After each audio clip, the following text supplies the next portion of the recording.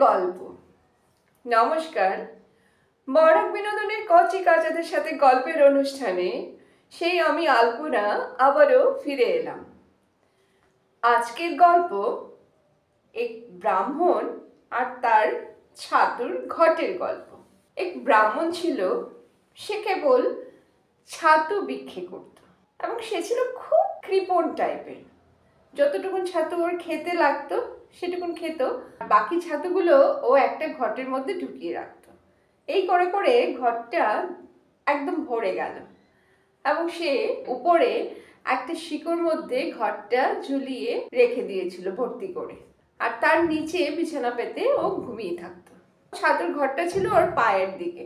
একদিন ও ভাবছে এই যে ঘট ভর্তি ওর ছাতু, এটাকে বিক্রি করে দেবে এবং বিক্রি করে কম করে হলেও অনেক টাকা সে পাবে এবং সেই টাকা দিয়ে ও দুটো ছাগল কিনে আনবে এবং 6 মাস পর পর ছাগলের বাচ্চা দিতে থাকবে।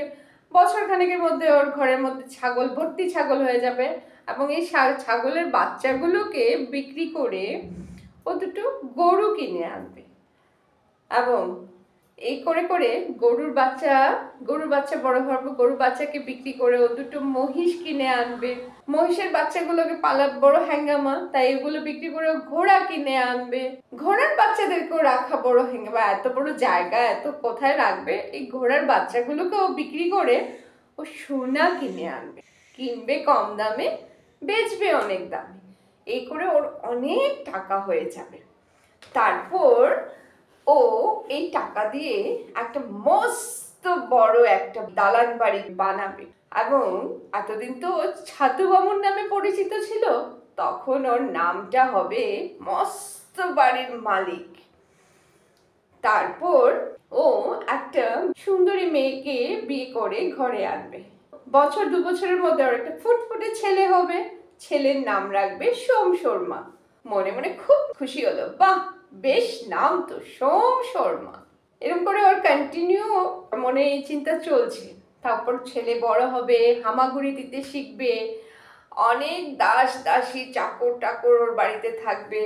তা ওর তো অনেক কাজ করার কোনো দরকার নেই, অনেক টাকা ওর তো, বই কিনবে, বই কিনে ওইগুলো বই পড়বে। তারপর ওর ঘরের পিছনে একটা বাগান থাকবে, বাগানের পাশেই ঘোড়ার আস্তানা থাকবে।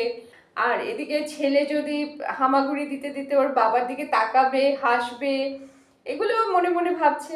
তারপরে ছেলে যদি বাবার কাছে আসতে চায় তখন হামাগুড়ি দিতে দিতে চলে আসবে ঘোড়ার আস্তানার কাছে, তখন ও চিৎকার করে ওর চাকরদেরকে ডাকবে। যদি ওরা আসতে না চায় তখন মারবে। যেমনি ও ভেবে লাথি মেরেছে অমনি ওর ছাতুর ঘর ভেঙে চুরমার। ঠিকই বুঝেছো, গল্পটা আমাদের এখানেই শেষ। এটা থেকে আমরা কি শিখলাম?